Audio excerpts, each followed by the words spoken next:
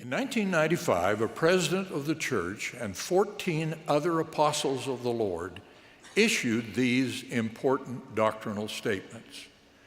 As one of only 7 of those apostles still living, I feel obliged to share what led to the family proclamation for the information of all who consider it.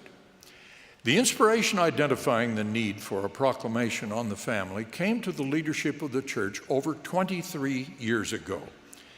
It was a surprise to some who thought the doctrinal truths about marriage and the family were well understood without reinstatement.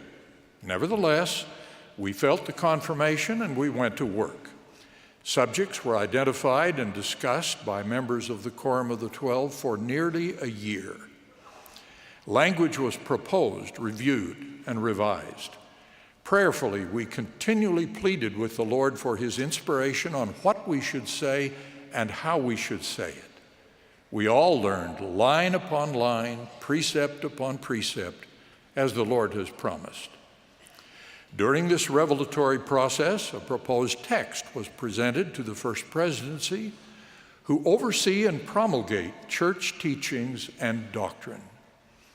After the presidency made further changes, the proclamation on the family was announced by the president of the church, Gordon B. Hinckley.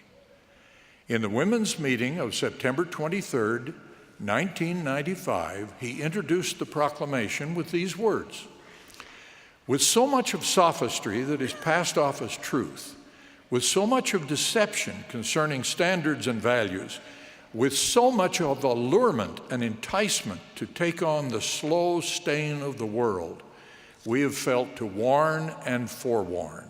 End of quote. I testify that the proclamation on the family is a statement of eternal truth, the will of the Lord for His children who seek eternal life. It has been the basis of church teaching and practice for the last 22 years and will continue so for the future. Consider it as such, live by it, and you will be blessed as you press forward toward eternal life. 40 years ago, President Ezra Taft Benson taught that every generation has its tests and its chance to stand and prove itself. I believe our attitude toward and use of the family proclamation is one of those tests for this generation.